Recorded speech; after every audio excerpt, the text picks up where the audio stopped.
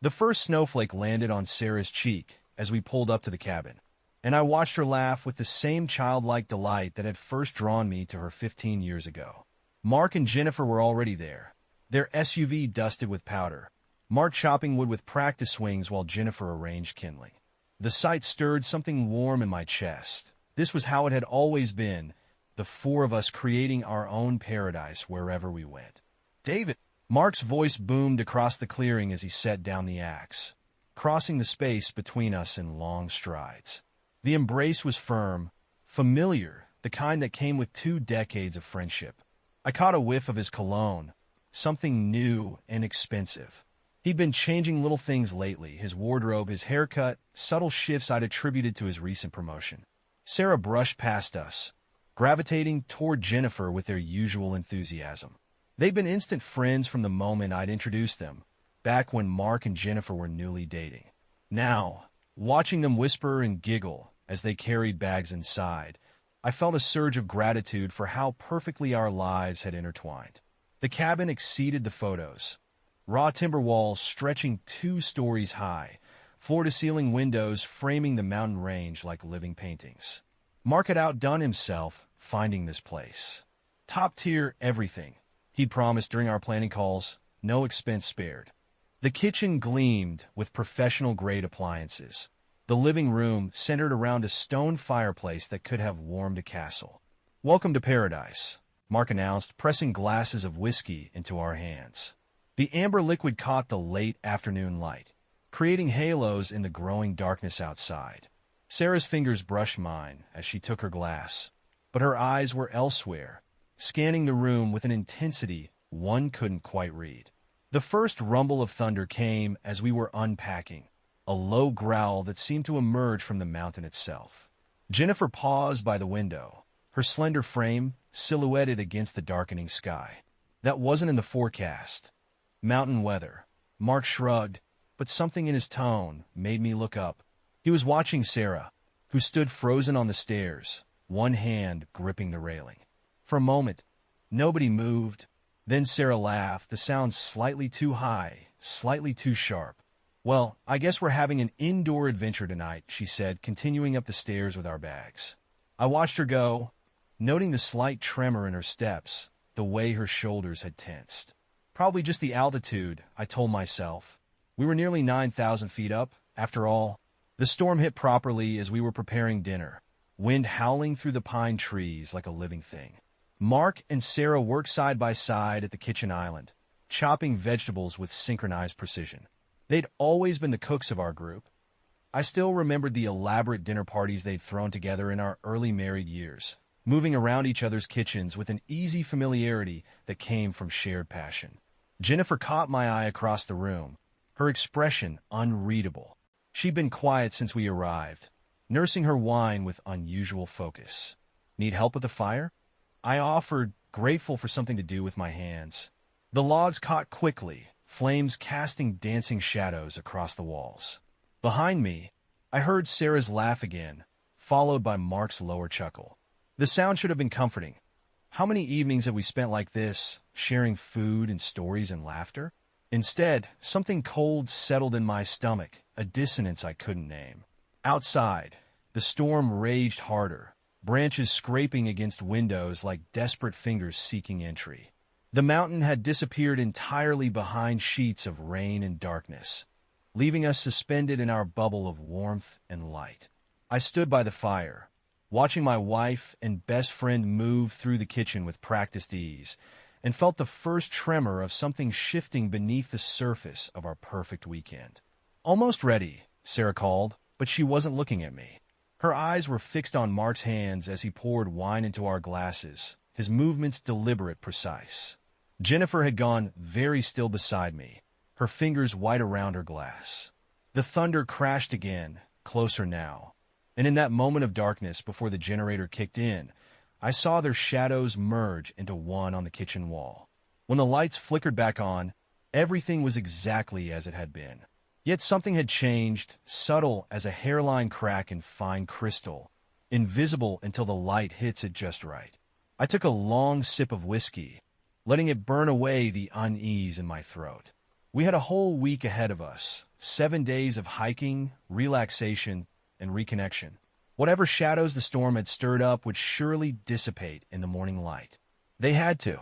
But as I watched Sarah's hand brush Mark's while passing the salad bowl, lingering a fraction too long, I felt the first real tremor of doubt.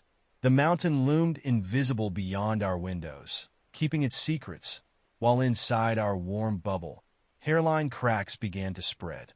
Morning brought false clarity, the kind that makes you doubt your midnight fears. Sunlight streamed through windows still spotted with rain, illuminating Sarah's sleeping face. I watched her breathe, searching for traces of the woman who'd seemed so strange last night. In sleep, she looked unchanged, the same slight furrow between her brows, the same way her hand curled beneath her chin. Early riser? Jennifer's voice startled me as I made my way downstairs. She sat alone at the kitchen island, hands wrapped around a steaming mug. Something in her posture reminded me of a bird poised for flight. Couldn't sleep, I admitted, accepting the coffee she offered. The storm, she echoed, but her eyes said something else. We sat in silence, watching dawn paint the mountain in watercolor shades of pink and gold. The forest that had seemed so threatening last night now looked almost enchanted, branches heavy with fresh snow. Mark suggested a morning hike, his enthusiasm infectious as always. There's an old trail system, he explained, spreading out a map he'd gotten from the rental office. Local history all over these woods, if you know where to look. His hand brushed Sarah's as they studied the map together, and I forced myself to look away from how naturally they leaned into each other's space. The trail wound through dense pine forest, snow crunching beneath our boots. Sarah and Mark led the way, their voices carrying back to where Jennifer and I brought up the rear. They were discussing cooking techniques, a safe, familiar topic that shouldn't have made my chest ache. Look at this, Jennifer called suddenly, veering off the trail. She stood before an ancient pine, its bark carved with symbols that looked too deliberate to be natural. As we gathered around, I noticed more other trees marked with similar patterns, smooth river stones arranged in precise circles. Some kind of boundary markers, maybe? Mark ran his fingers over the carvings. The ranger mentioned old tribal lands. Speaking of rangers, Sarah interrupted, pointing through the trees. A figure in Forest Service green approached, snow crunching beneath heavy boots. Ranger Matthews, as she introduced herself, had the weathered look of someone who'd spent decades in these mountains. Her smile was friendly enough, but something in her eyes made me uneasy. Beautiful morning for a hike, she observed, but her next words carried a weight that seemed excessive for casual conversation. Just remember to stay on marked trails.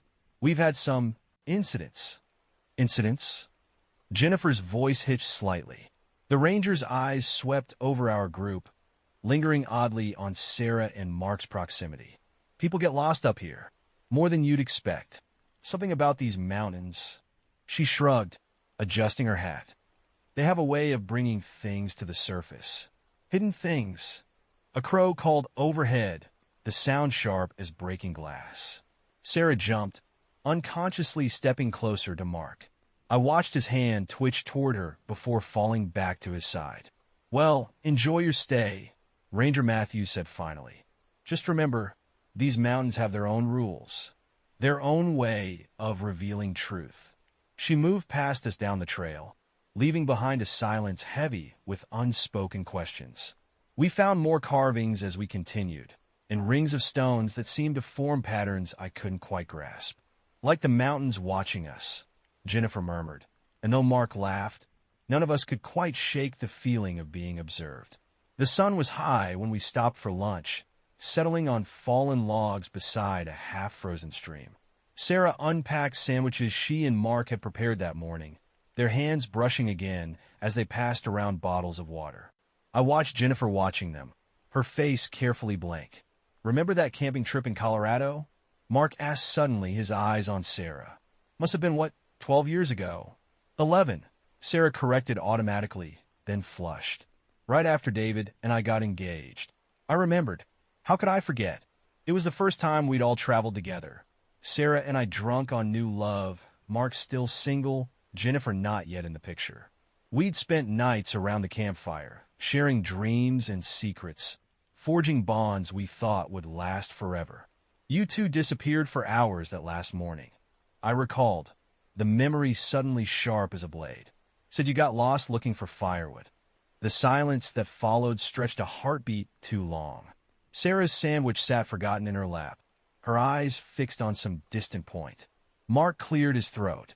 "Good times," he said finally, his voice carefully neutral. Jennifer stood abruptly, brushing crumbs from her pants. "We should head back." Storm clouds moving in. She was right. The sky had darkened while we sat, heavy clouds rolling in from the west.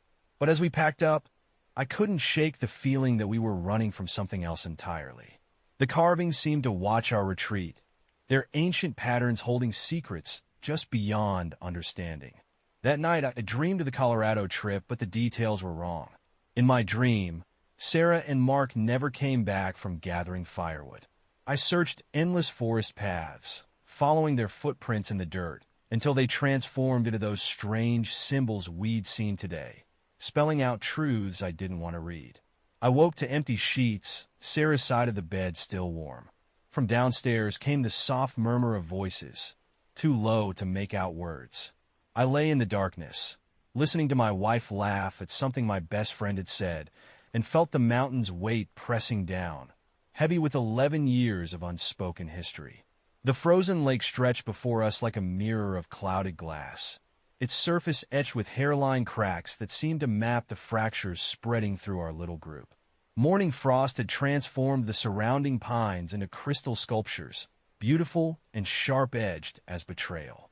"The ice should be thick enough," Mark announced, testing the edge with one boot. Sarah watched him with that new intensity I'd begun to notice, her breath forming delicate clouds in the winter air. The distance between us felt greater than the few feet separating us physically, a gulf widening with each passing hour. Jennifer hung back, adjusting her scarf with trembling fingers. When I moved to help her, she flinched almost imperceptibly.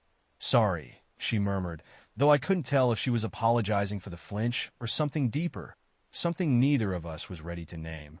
"Stay close to the edge," Mark called, already several yards ahead. Sarah followed, her steps careful but confident, trusting his path.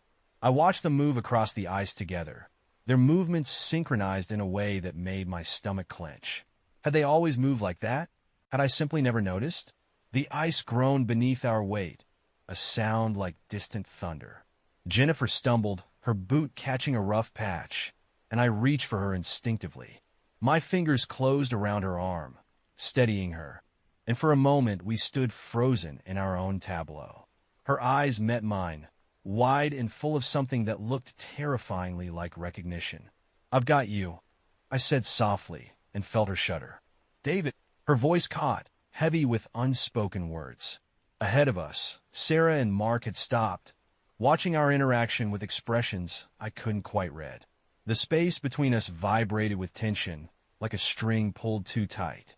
"We should head back," Mark suggested, his voice carefully neutral. But as he moved toward us, his boot caught an unseen flaw in the ice. The crack was sudden, sharp as a gunshot. Sarah's cry of alarm echoed across the lake as Mark stumbled, arms windmilling. I moved without thinking, muscle memory from decades of friendship propelling me forward. My hands caught his jacket, yanking him back from the spreading web of cracks. We collapsed together on solid ice, hearts pounding in synchronized fear. "Mark!" Sarah's voice held a note I'd never heard before, raw, desperate.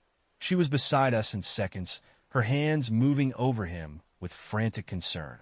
I watched her fingers trace his arm, his chest, checking for injuries with an intimacy that made me feel suddenly, violently ill. Jennifer stood apart, her face a mask of complicated emotions. When Mark finally sat up, laughing shakily, Sarah's hands lingered on his shoulders. The morning sun caught her wedding ring, sending fragments of light dancing across the ice like scattered diamonds.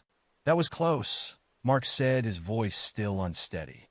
He met my eyes, guilt and gratitude warring in his expression. "Thanks, David. I don't know what I'd." "Don't." I cut him off, the words sharper than intended. The adrenaline was fading, leaving behind a clarity I wasn't ready to face. That's what friends are for, right? The word friends hung in the air between us, taking on weight it had never carried before. Sarah's hands finally fell away from Mark's shoulders, but I couldn't unsee the way they'd moved over him, couldn't unhear that note in her voice. The walk back was silent, heavy with words we couldn't or wouldn't say. Jennifer stayed close to my side, our shared silence its own kind of conversation. Ahead of us, Sarah and Mark maintained a careful distance from each other now, but I watched them steal glances when they thought no one was looking. That evening, Sarah was especially attentive, bringing me tea, asking about my day with an almost desperate cheerfulness. But when she kissed me goodnight, her lips were cold, and I couldn't help wondering if she was seeing Mark's face instead of mine. I lay awake long after her breathing evened into sleep, replaying the moment on the ice. The crack that had nearly swallowed my best friend. The way my wife had touched him. The look in Jennifer's eyes that suggested she'd seen it too. Outside our window, the moon painted silver patterns on fresh snow, beautiful and cruel as truth. In the darkness, I heard movement in the hallway, soft footsteps, a door opening and closing with exaggerated care. Sarah stirred beside me, but didn't wake. I held my breath, counting heartbeats, waiting for more sounds that would confirm or deny what I was beginning to suspect. The silence that followed was deafening. The abandoned hunting lodge emerged from the trees like a memory best left forgotten, its weathered walls holding echoes of countless secrets. Afternoon light filtered through broken windows, casting strange patterns across weather-worn floorboards. As we stepped inside, dust motes danced in the air like suspended moments of time. "Look at this," Sarah called, running her fingers along a shelf lined with old photographs. The images captured strangers' frozen smiles, their happiness preserved in fading sepia tones. One showed a couple standing close together, the woman's face turned away from her companion, towards someone outside the frame. The glass was cracked, splitting the image into fractured pieces. Mark moved beside her, his shoulder brushing hers as he leaned in to see. "Reminds me of that photo from Jennifer's birthday last year," he said softly. "Remember?" Sarah's hand jerked, nearly knocking the frame over. I caught it before it fell, my fingers brushing hers in the process. Her skin was cold, despite the warmth of the afternoon. She pulled away as if burned. Jennifer wandered deeper into the lodge, her footsteps echoing hollowly. "There's a whole wall of entries here," she called. "Looks like a guest book." We followed her voice to find her examining a collection of handwritten notes pinned to a cork board, their edges curled with age. "The secrets we keep sustain us," Jennifer read aloud from one yellowed card, "until they poison us." Her voice carried an edge that made Sarah shift uncomfortably. As afternoon light faded into evening, we made our way back to our cabin. The forest seemed different now, charged with unspoken tensions. Branches creaked overhead like whispered conversations, and twice I caught Sarah looking over her shoulder, as if expecting to find someone following. Dinner was a quiet affair, broken only by the clink of silverware and forced attempts at conversation. Jennifer excused herself early, leaving her wine glass half full. The red liquid caught the lamplight like blood.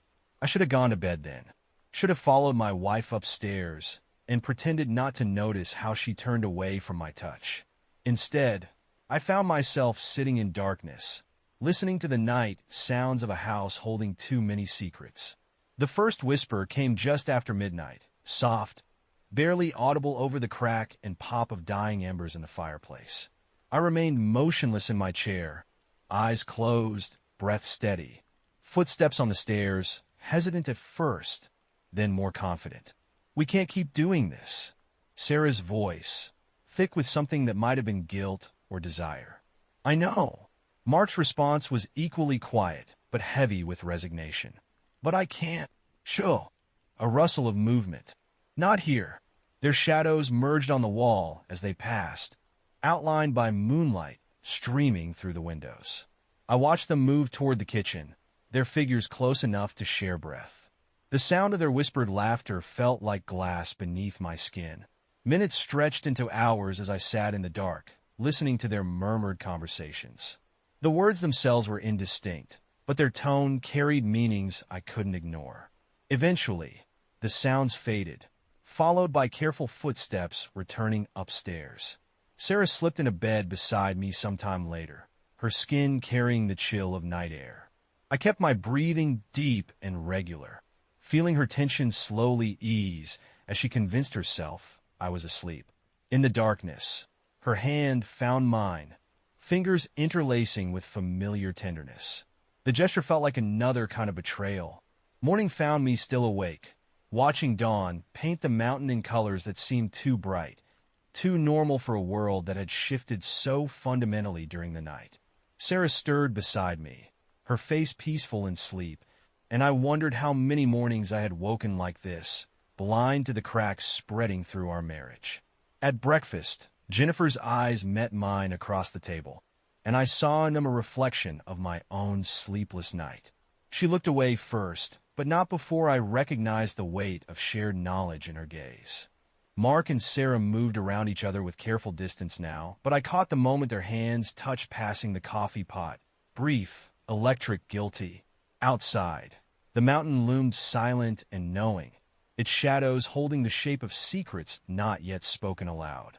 In the cold morning light, I traced the rim of my coffee cup and thought about the cracked photograph in the hunting lodge, about images split into pieces that could never quite fit back together again.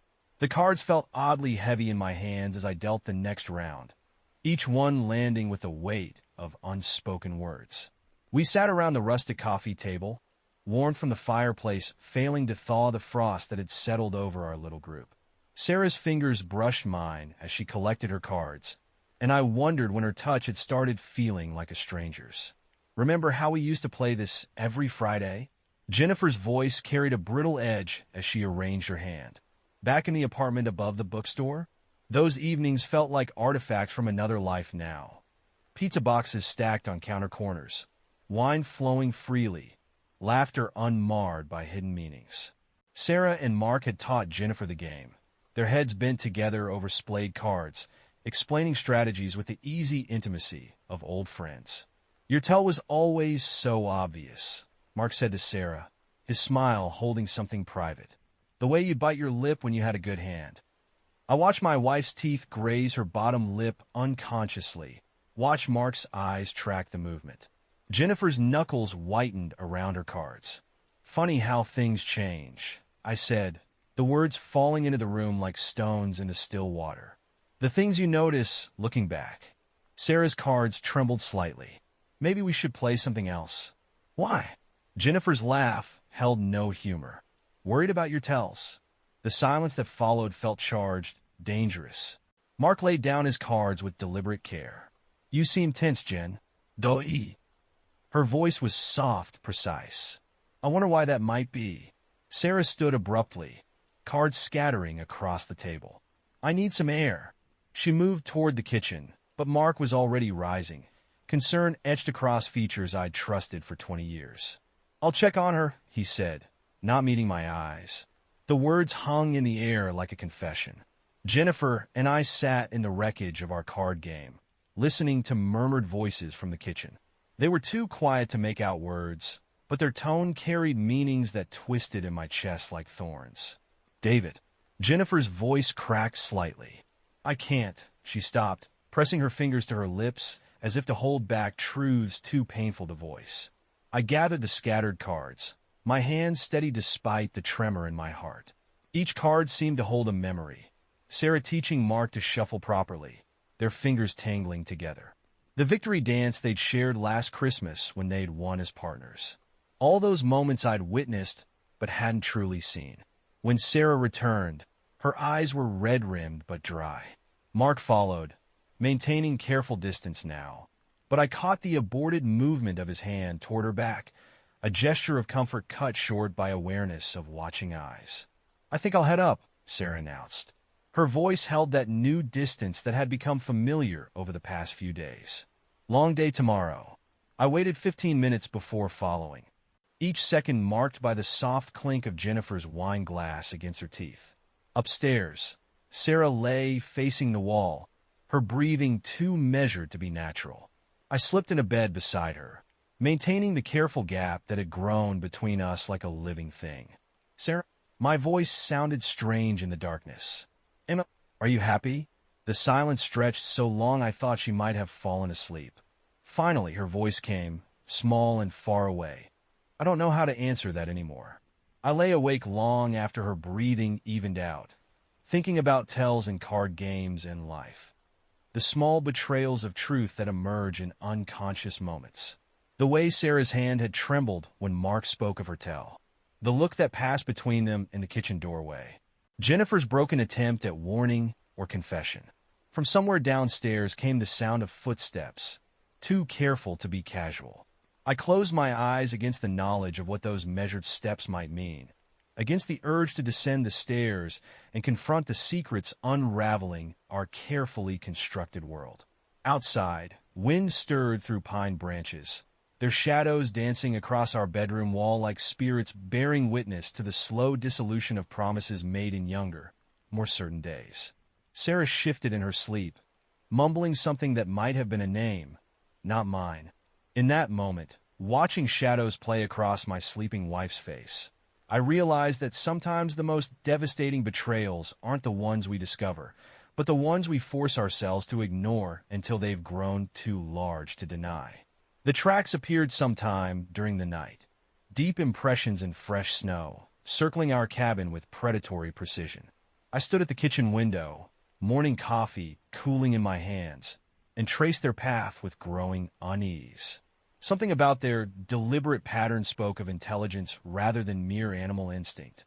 Mountain lion, maybe, Mark suggested, his shoulder brushing mine as he joined me at the window. The familiar gesture, once comforting, now sent a shiver of awareness through me. I stepped away, watching his reflection in the glass. The way his eyes didn't follow the tracks, but instead drifted toward the stairs where Sarah was still sleeping. Jennifer emerged from her room, already dressed for hiking, her movements carrying the brittle energy of someone running from their thoughts. "We should report it to the ranger," she said, but made no move toward the phone. The tracks had transformed our sanctuary into something more primitive, a space where unseen dangers lurked at the edges of consciousness. As we gathered gear for the day's hike, I caught Sarah watching the tree line, her fingers worrying the edge of her sleeve in a gesture I hadn't seen since early in our marriage, when anxiety still ruled her nights. "We'll stick together," Mark assured her, his voice carrying that note of protective intimacy that once belonged exclusively to me. Sarah's shoulders relaxed slightly, and I wondered how many times he had soothed her fears when I wasn't looking. The forest felt different today, no longer merely beautiful but watchful, keeping its own counsel. Our boots crunched through fresh powder, following a trail that wound deeper into pine-scented shadows. Sarah walked ahead with Mark, their conversation too low to hear, while Jennifer and I brought up the rear in what had become our habitual formation. "Did you hear it last night?" Jennifer asked suddenly, her voice barely above a whisper. "The animal? The voices." Her eyes met mine, heavy with shared knowledge. On the back porch, around midnight, I had heard them. Sarah's whispered urgency, Mark's low responses, the soft sound of movement that might have been comfort or something more intimate. I was asleep. I lied, the words bitter on my tongue. The afternoon sun had begun its descent when we found the second set of tracks, fresher this time, cutting across our path with deliberate purpose. They led toward the cabin, and something in their directness sent ice through my veins. "We should head back," Sarah said, but her eyes sought Mark's approval rather than mine. The gesture, small as it was, carved another notch in my heart.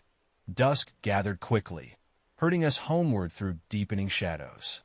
Each snapping twig, each rustle of branches carried new weight. I found myself scanning the trees, searching for gleaming eyes or moving shapes, but the true predator walked among us, wearing familiar skin. That night, the sounds began, scratching at the walls, movement on the porch, a low growl that might have been whined through trees or something more primitive. Sarah pressed close to me on the couch, her fear genuine enough, but when Mark suggested checking the perimeter, She watched him go with naked concern that felt like another kind of violation. "I'll go with you," I said, rising before he could object. We circled the cabin together, flashlight beams cutting through darkness, our breath forming ghost shapes in the cold air. 20 years of friendship hung between us, heavy with unspoken accusations. "David," he started when we reached the back porch. "Don't!" My voice emerged harder than intended. "Whatever you're about to say, just don't." The scratching came again that night, more insistent. I lay awake beside Sarah, listening to her uneven breathing, knowing she wasn't sleeping either. From the guest room came the soft sound of Jennifer crying, nearly silent, but unmistakable in the pre-dawn quiet. Around 3, I heard it, the careful opening of a door, soft footsteps in the hallway. Sarah's side of the bed was empty, the sheets still warm. I counted heartbeats, waiting as the footsteps moved downstairs. Outside, something circled our cabin, something hungry, patient, inevitable as truth. But the real danger wasn't the unseen predator stalking our perimeter. It was here, inside these walls, wearing the faces of those we loved most, destroying everything with the same methodical precision as those tracks in the snow.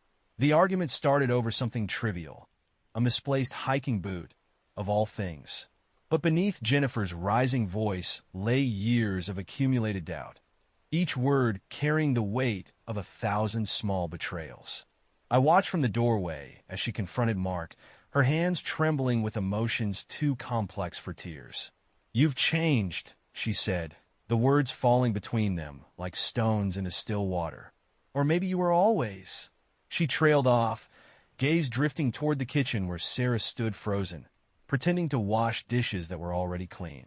Mark's response came carefully measured, each word selected with the precision of someone walking through a minefield. "I don't know what you're talking about." But his eyes betrayed him, flickering towards Sarah with an instinct he couldn't quite suppress. The morning light streaming through the windows felt too harsh, too revealing.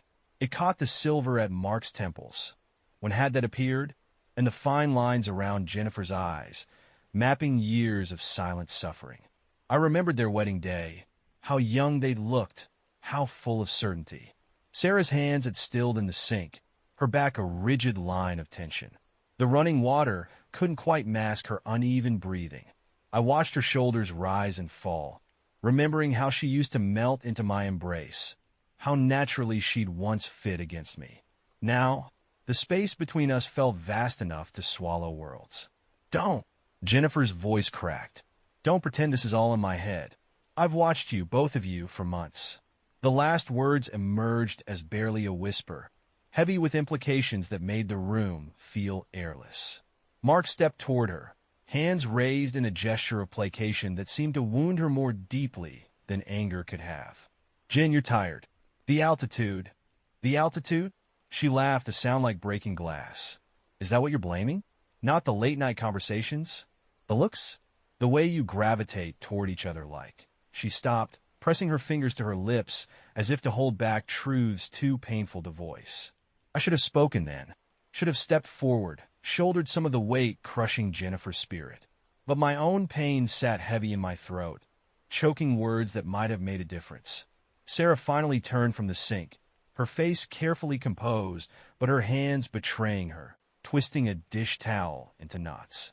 "Jennifer," she started, but fell silent under the weight of the other woman's gaze. The silence that followed felt endless, filled with the echo of everything we couldn't or wouldn't say. Outside, wind stirred through pine branches, their shadows dancing across the floor like spirits bearing witness to the slow dissolution of bonds we'd once thought unbreakable.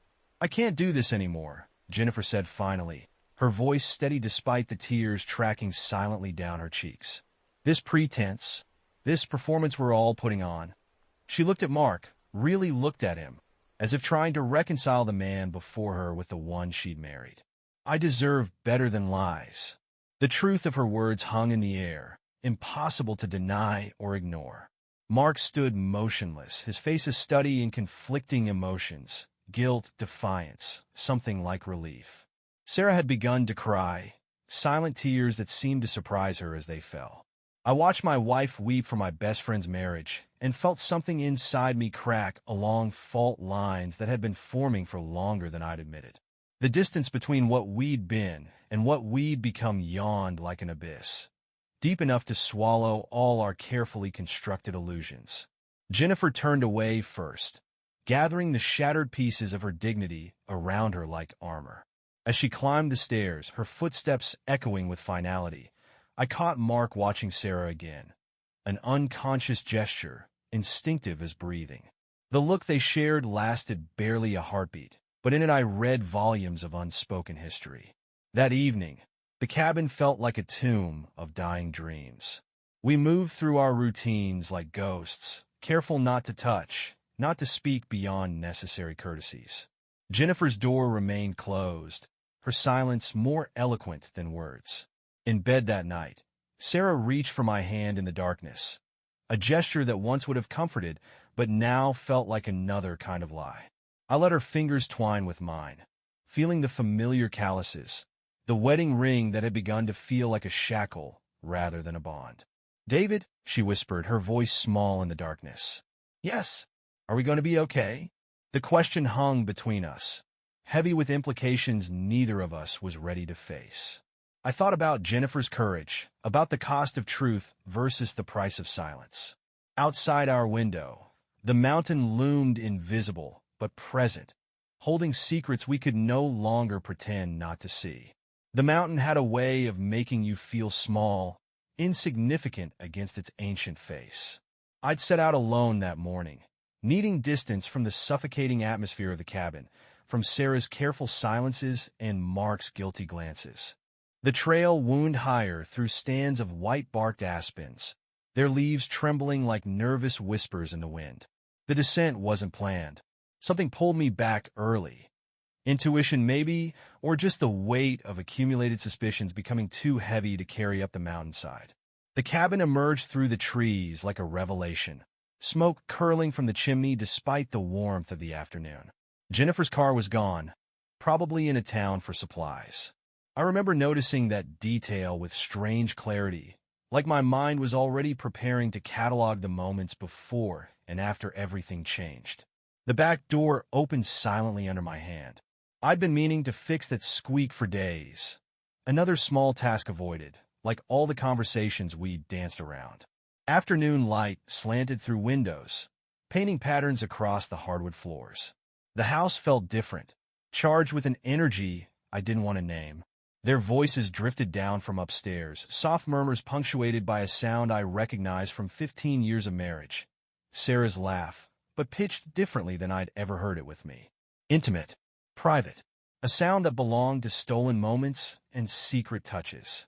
My feet carried me up the stairs without conscious decision, each step an eternity of knowing and not wanting to know. The door to the master bedroom stood slightly ajar, spilling a wedge of light into the hallway. Through the gap, I could see Sarah's hand against Mark's chest, fingers spread wide as if memorizing the feel of him. "We can't keep doing this," she whispered, but her body curved toward him like a flower seeking sun. "I know." Mark's voice rough with emotion I'd never heard from my best friend. "But I can't stop." "Then don't." Sarah's words fell soft as snow, devastating as an avalanche. I should have burst in, should have raged, demanded explanations, torn their carefully constructed secrecy to shreds. Instead, I stood frozen, watching through that sliver of space as my wife lifted her face to my best friend's kiss. The tenderness in their touch was somehow worse than passion would have been, speaking of something deeper than mere physical betrayal. The floor creaked beneath my feet, ancient wood betraying my presence. They broke apart like startled deer, guilt transforming familiar faces into masks I barely recognized. Sarah's hand flew to her mouth, eyes wide with horror, not at what she'd done, but at being discovered. "David," Mark started, taking a step forward, hands raised as if to ward off a blow. "Don't." The word emerged calmer than I felt, heavy with the weight of 1,000 memories suddenly rewritten. Every camping trip, every dinner party, every shared vacation now cast in sickening new light. Sarah moved toward me, tears already tracking down cheeks flushed with more than shame. I never meant. We never wanted to hurt you. Funny thing about betrayal. My voice sounded distant, belonging to someone else entirely. It hurts regardless of intent. The sound of tires on gravel cut through the tension. Jennifer returning, unaware she was about to walk into the aftermath of her own private suspicions confirmed. Sarah's face drained of color, and I saw in her expression the moment she realized the full scope of devastation they'd created. How long? The question scraped raw in my throat. Their silence was answer enough. In it, I heard echoes of countless moments I'd ignored or excused, lingering touches disguised as friendship, private jokes with histories I wasn't part of, the gradual shift in Sarah's eyes when she looked at him versus me. Footsteps on the stairs, Jennifer ascending into her own personal nightmare. She appeared in the doorway, taking in the tableau with eyes that had seen too much already. The grocery bag she carried hit the floor with a dull thud, apples spilling across hardwood like drops of blood. "Oh," she said softly, a world of understanding in that single syllable. Then, with dignity I would later recognize as extraordinary, "I suppose we can stop pretending now." The mountain watched through uncurtained windows, eternal and indifferent to the human drama unfolding in its shadow. Somewhere in the distance, a bird called. 3 clear notes that seemed to echo the shattering of 2 marriages, the splintering of friendships old enough to vote, the death of trust built over decades. Sarah reached for me, perhaps out of habit, perhaps seeking absolution. I stepped back, watching her hand fall through empty air where once there had been certainty. Silence has its own texture. In the hours following discovery, it felt like glass wool, sharp, suffocating, impossible to escape. The cabin's walls seemed to pulse with unspoken words, each room haunted by the ghosts of what we'd believed ourselves to be. Jennifer sat at the kitchen table, her hands wrapped around a cup of tea gone cold. I watched her wedding ring catch the fading light, remembered the day Mark had placed it there, how Sarah had cried during their vows. The memory turned to ash in my mouth. "I kept thinking," Jennifer said softly, her voice steady despite everything, "that if I just loved him enough, if I was patient enough." She trailed off, letting the rest of that broken hope dissolve in the space between us. Upstairs, Sarah was packing, the sounds of drawers opening and closing like a metronome, counting down the end of 15 years. Mark had retreated to the back porch, his silhouette visible through frosted glass, head bowed under the weight of consequences finally come due. "When did you first know?" I asked Jennifer, though I wasn't sure I wanted the answer. She traced the rim of her cup with one finger, considering. There wasn't a single moment. It was more like watching a photograph fade in reverse. The picture was always there, I just couldn't see it clearly until... Her voice caught, until I couldn't see anything else. The afternoon light began to fail, shadows lengthening across the floor like reaching fingers. Sarah appeared in the doorway, a small bag clutched in white-knuckled hands. The sight of her, familiar yet suddenly foreign, sent a wave of nausea through me. 15 years of shared breaths, shared dreams, shared life, all distilled into this moment of irreversible division. "David," she started, but I raised a hand, unable to bear whatever justification or apology she might offer. "Don't make it worse," Jennifer said quietly, still staring into her cold tea. "Some words can't be taken back." Mark chose that moment to return, bringing with him a gust of mountain air that stirred papers on the counter. Shopping lists, hiking trail maps, the detritus of a vacation designed to heal rifts that had already become chasms. His eyes met Sarah's across the kitchen, that immediate, magnetic awareness between them now painful to witness. "I'll drive you into town," he said to Sarah, the words falling between us like stones into still water. "There's a hotel. Like hell you will." Jennifer's voice cracked through the room like a whip.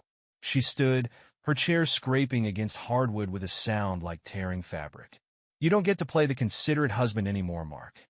You don't get to pretend this is anything other than what it is." The truth of her words seemed to physically impact him, driving him back a step. Sarah made a small sound, pain or protest, I couldn't tell anymore. Everything about her had become unreadable to me, as if the woman I'd married had been slowly replaced by a stranger wearing her face. "Then I'll go alone," Sarah whispered, but her eyes betrayed her, seeking Mark's face with the helpless intensity of addiction. Thunder rolled across the mountain, sudden and violent as my pulse in my ears.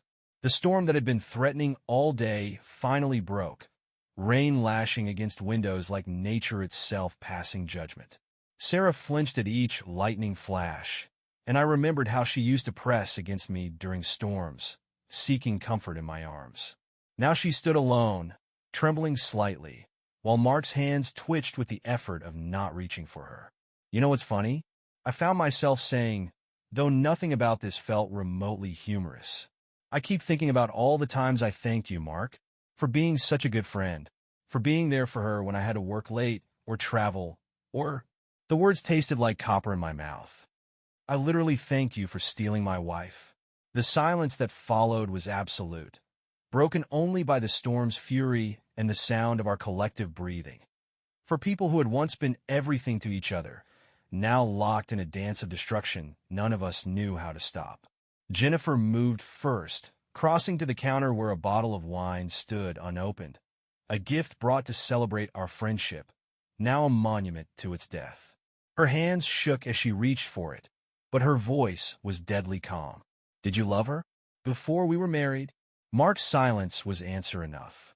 Sarah swayed slightly, her fingers white-knuckled around the strap of her bag. Outside, the storm intensified, wind howling through pine branches like a chorus of accusers. The mountain loomed invisible beyond our windows, indifferent to the human drama playing out in its shadow. "I should have seen it," Jennifer continued, each word precise as a surgeon's cut. "The way you always found reasons to be near her. How your eyes followed her even when you were holding me. I was so stupid." "You weren't stupid," I interrupted, the words raw in my throat. "You were trusting. We both were." They're the ones who— I couldn't finish, the reality of their betrayal still too sharp to voice fully. Lightning flashed again, illuminating four faces transformed by pain into masks I barely recognized. In that brief, brilliant moment, I saw everything we'd lost. Not just marriages, but the intricate web of friendship, trust, and shared history that had defined our lives for so long. Sarah took a step toward the door, then another, each movement seeming to cost her physically. But her eyes kept returning to Mark, drawn by whatever gravity had pulled them into this collision course with destruction. The storm raged on, trapping us all in this moment of reckoning, while outside, unseen in the gathering darkness, something moved through the trees. Predator or prey, we could no longer tell the difference. Dawn broke over the mountain with cruel indifference, painting the sky in colors too beautiful for a world so fundamentally altered. The storm had passed, leaving behind a landscape transformed by ice and fallen branches, nature's own reflection of our shattered relationships. We had no choice but to descend together. The ranger's warning about the incoming blizzard left no room for the luxury of separate departures. Sarah stood apart from the group as we gathered supplies, her face pale in the early light. The woman I'd woken beside for 15 years now seemed like a stranger wearing familiar skin. "The main trail's probably blocked," Mark said, his voice carefully professional, as if we were merely acquaintances discussing weather. "We'll need to take the eastern path." Jennifer's laugh held no humor. "By all means, lead the way. You've had plenty of practice showing us paths we shouldn't take." The silence that followed felt sharp enough to draw blood. I watched Sarah's hands tremble as she adjusted her pack, remembered how those same hands used to cup my face, how they'd trembled with joy when I proposed. Now they reached unconsciously toward Mark before falling back to her side, the gesture a confession in itself. The descent began in silence, broken only by our labored breathing and the crunch of ice beneath boots. The trail wound treacherously down the mountainside, each step requiring careful consideration. Nature, at least, made no distinction between betrayer and betrayed. The first rumble came without warning, a deep, arterial sound that seemed to emerge from the mountain's heart. We froze, watching in horror as the slope above us began to move. Rock slide! Jennifer's cry pierced the morning stillness. Time compressed into heartbeats. I saw Mark lunge for Sarah, saw the naked terror in her eyes, not for herself, but for him. Jennifer stood directly in the path of the largest boulder, her body rigid with acceptance of what was coming.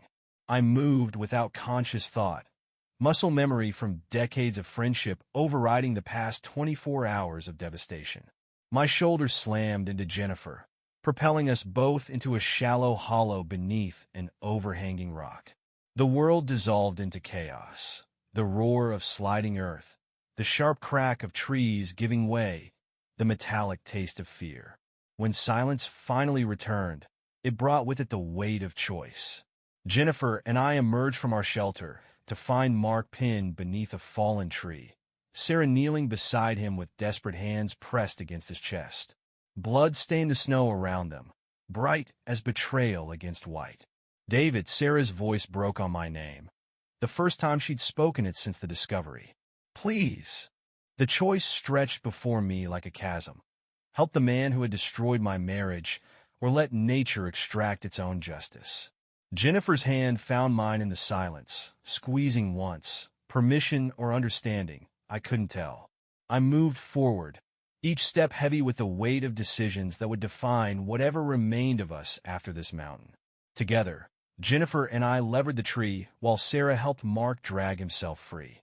His leg was badly gashed, but not broken, a mercy he perhaps didn't deserve. Why? Jennifer asked softly as we fashioned a makeshift splint. The question held years of pain, directed at both Mark and herself. Because we're better than what they made us, I replied, the words emerging with a clarity that surprised me. Because letting them die won't undo what's already broken. The rest of the descent passed in a blur of careful steps and shared burden. We worked together with the efficiency of people who had known each other too long to let emotion override survival. Mark's arm draped across my shoulders, his weight a physical reminder of everything we'd once meant to each other. Sarah walked ahead with Jennifer, their silence holding conversations too complex for words. Occasionally, I caught Jennifer brushing tears from her cheeks, each one a eulogy for the life she'd thought was hers. The ranger station appeared through the trees like a mirage, promising safety and separation. Before we reached it, Sarah turned to face me, her eyes holding ghosts of the woman I'd loved for so long. I never meant, she began, but I cut her off with a raised hand. I know, I said quietly. That's what makes it worse. The mountain watched our final moments together with the same impassive grace it had shown our arrival, a silent witness to the end of something that had once seemed as permanent as its own ancient stones. As we parted ways in the station parking lot, the snow began to fall again, erasing our tracks as if we'd never been there at all. Jennifer and I stood watching two separate cars disappear down the mountain road, carrying away pieces of our past we'd never get back. The silence between us felt different now. Not healing, exactly, but holding the possibility of forward motion. What do we do now? She whispered, her breath forming clouds in the cold air. I looked up at the mountain, its peak already disappearing into gathering clouds. We survive, I said simply, and then we learn to live again. The snow fell harder, transforming the world into something new and unwritten. Behind us, the mountain stood eternal, indifferent to the human drama it had witnessed, a reminder that even the deepest wounds eventually become part of the landscape we learn to navigate, one step at a time. If you enjoyed the story, don't forget to like the video and subscribe to the channel. See you soon.